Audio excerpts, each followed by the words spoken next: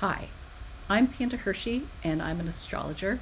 And if you caught my recent video about whether or not Donald Trump can win the election in November, thank you so much for watching, and I do appreciate the comments. It helps me understand, since it's my first time, just how to put this out there so that it's helpful for people to look at what's happening. And I actually use astrology as a coaching tool.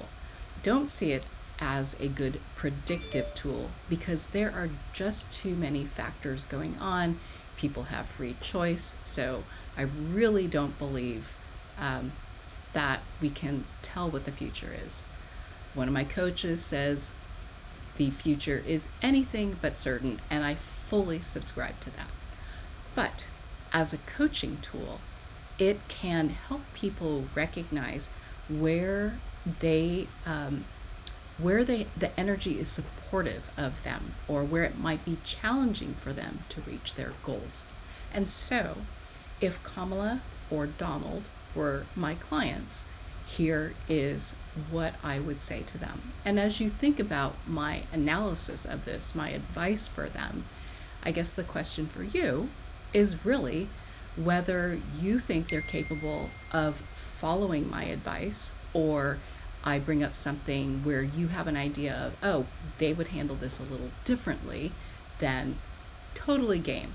Would love to hear what you think. But this is how I do it.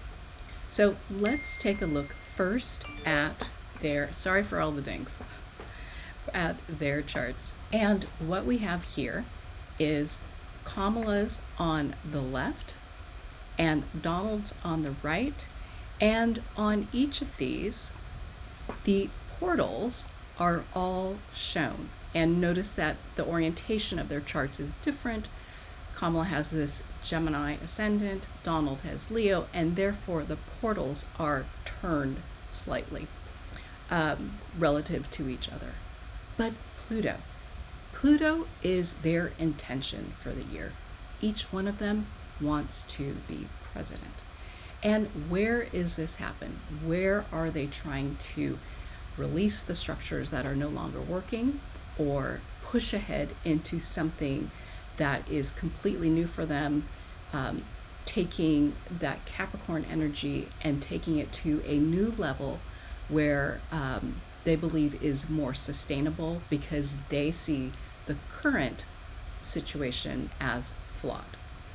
And so for Kamala, she has this Pluto transit, this intention to level up her life in this 8th area of working with the people that she co-creates with. And she wants to level up with that. And one of the key things that this affects or impacts is what tools she has available to do this, to be able to pull all of her tools and wisdom to release structures and create new ones that will transform her ability to co-create with people. And the transit goes from about 29.5 degrees of Capricorn to a little over 2 degrees of Aquarius. Now, the way I like to think about this is, does she have anything at 29.5 degrees and upward? And the answer is no. She stops at 28 degrees, 28 minutes. That's her Saturn. This is basically taking all of her natal planets and putting them in a table and sorting them in order of degree. And it does not matter what the sign is. This is something we can get into in a different video. And so what that means is she will have to work with the structures that are existing when Pluto is in that Capricorn time. And it was at the very early part of this year. It also will be from September 1st until November 19th. And this encompasses the election.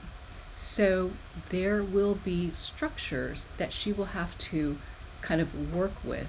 And if she wants to change them or have an influence on them, what she would need to do is have someone on her team that she trusts to actually make rules that will, I would say, support an election, because she probably subscribes to the idea that the current system is okay, or at least is willing to work with what exists, that she would want to make sure that her team is doing whatever it can to maintain those structures.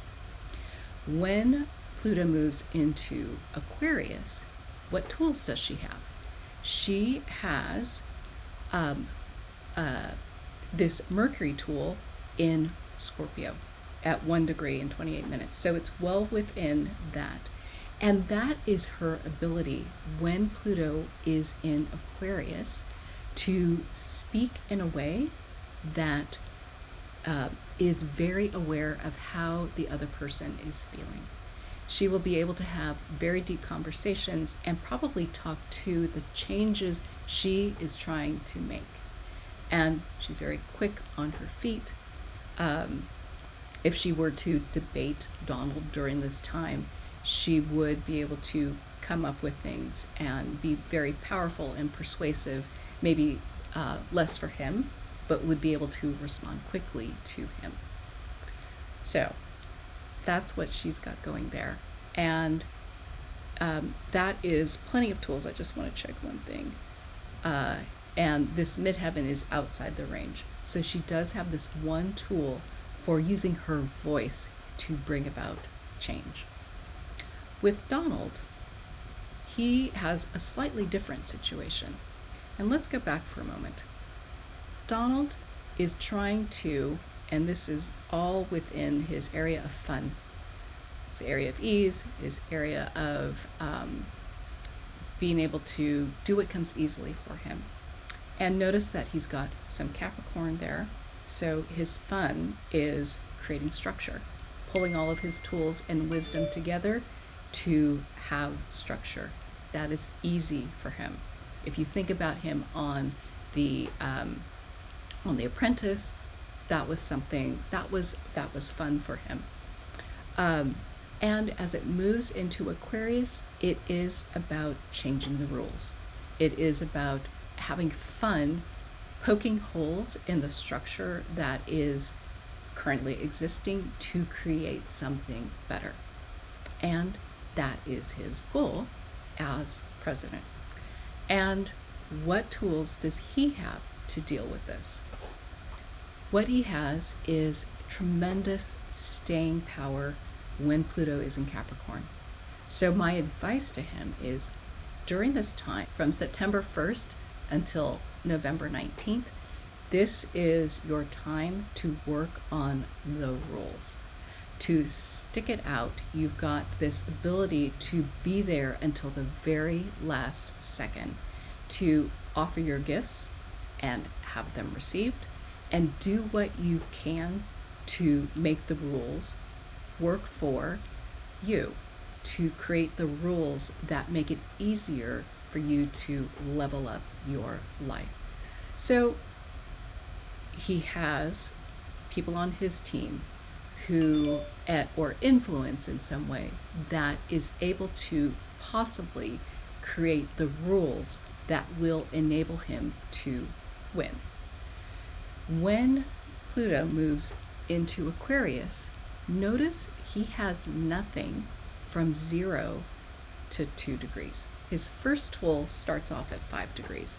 And so what this means is he has to rely on people on his team to go make those changes, to execute on stuff that will allow the rules, the structure to change so that he can have fun and coast with that, surf with that wave of creating change.